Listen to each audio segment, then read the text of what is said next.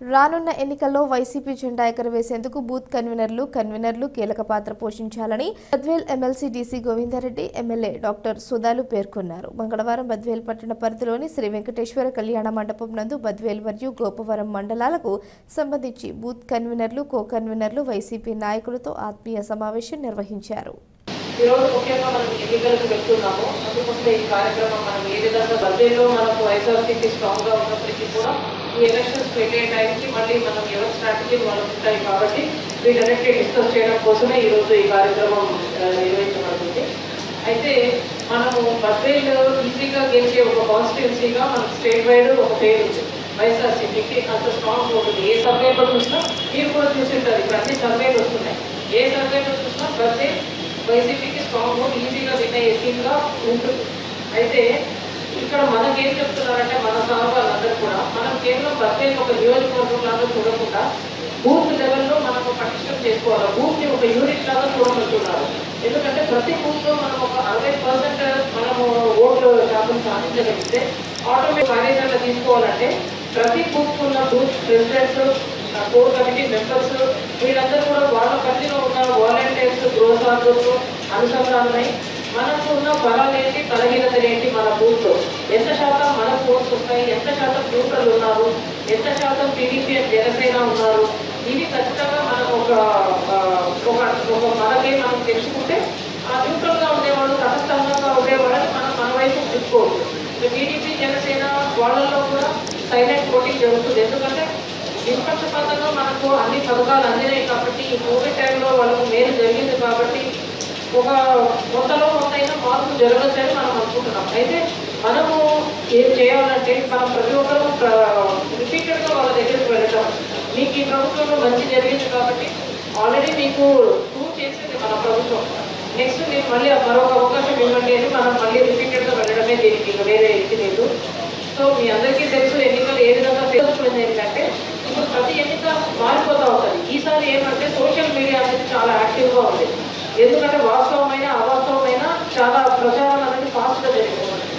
మీ అందరినీ నేను రిక్వెస్ట్ చేయడం ఏమంటే మన వరకు మన ఏరియాలో జరిగిన మంచిని మన ఏరియాలో మనము ఒక గ్రూప్ ఒక వాట్సాప్ గ్రూప్ చేసుకోవడం కానీ వాళ్ళందరికీ కూడా రిపీటెడ్గా మన ఏరియాలో జరిగిన మంచిని అక్కడ ఉండే వాళ్ళందరికీ పంపించడం కానీ ఈ విధంగా కూడా మనం చేయొచ్చు. ఇదే కాకుండా ఇప్పుడు ఎక్కడ కూర్చున్నా కూడా మాట్లాడేది ఎలా ఉంటుందంటే ప్రతి నలుగురు కూర్చున్నప్పుడు ఎవరో ఒకరు వ్యతిరేకంగా ప్రభుత్వానికి మాట్లాడడం మనం చూస్తుంటాం. ఇది కూడా ఈ గెలుపు అంటే ఈ ప్రతిపక్షాల స్ట్రాటజీ అనమాట. అవుట్ ఆఫ్ నోటి ద్వారా ఏం లేదంటా ఇట్లాగే రాదంట ఇట్లా మాట్లాడుతుంటారు. మీరు కూడా చాలా చోట్ల వింటారు.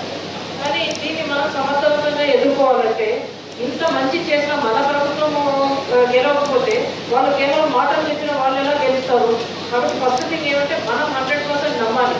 నెక్స్ట్ రాబోయేది మన ప్రభుత్వమే. దీన్ని మనం ప్రజల్లోకి తీసుకెళ్ళాలి.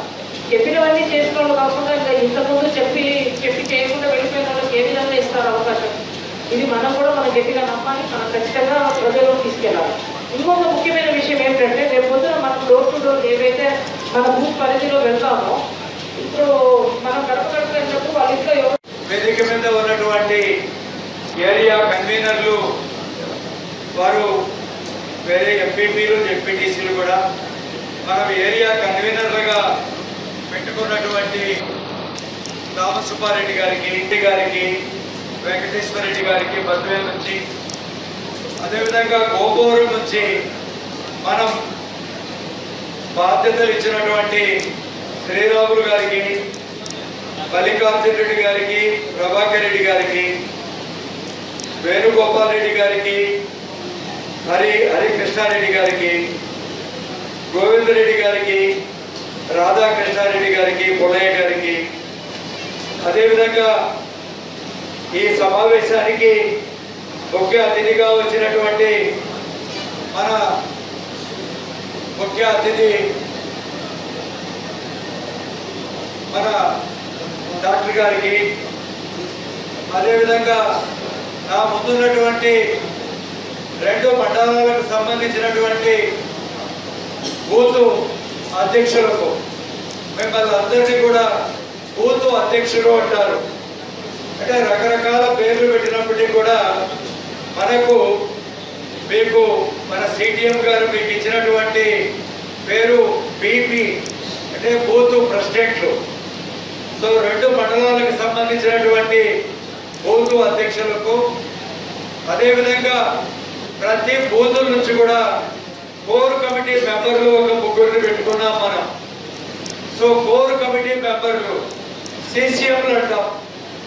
అందరూ కోర్ కమిటీ సభ్యులకు అందరికీ కూడా పేరు పేరున నా నమస్కారాలు తెలియజేసుకుంటున్నాను.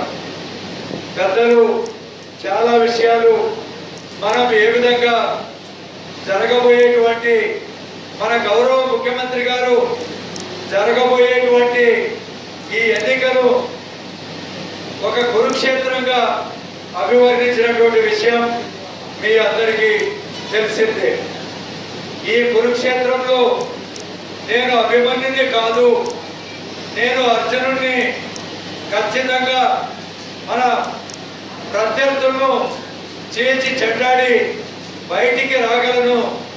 నాకు ఒక శ్రీకృష్ణుడిగా మీరందరూ కూడా ప్రతి బూత్ అధ్యక్షులు కూడా నాకు శ్రీకృష్ణుడిగా తోడ్పాటు చేస్తున్నారు. మీ సహాయ సహకారాల వల్ల, ఆ భగవంతుని దయ వల్ల ఈ కురుక్షేత్ర సంగ్రామంలో ఖచ్చితంగా వైఎస్ఆర్సీపీ విజయ దుందుభి మోగిస్తుంది అనేటువంటి విషయాన్ని ఇప్పుడు జరిగినటువంటి ఈ సిద్ధం కార్యక్రమంలో గౌరవ ముఖ్యమంత్రి గారు ఇప్పటికే 2 సమావేశాలు పెట్టారు. మరి 3వ సమావేశం 18వ తారీఖున అనంతపురంలో జరుగుతూ ఉంది. ఆ సమావేశానికి మనందరూ కూడా పెద్ద ఎత్తున ఇక్కడి నుంచి మరి ఆ సమావేశానికి మనం హాజరు కావాలి.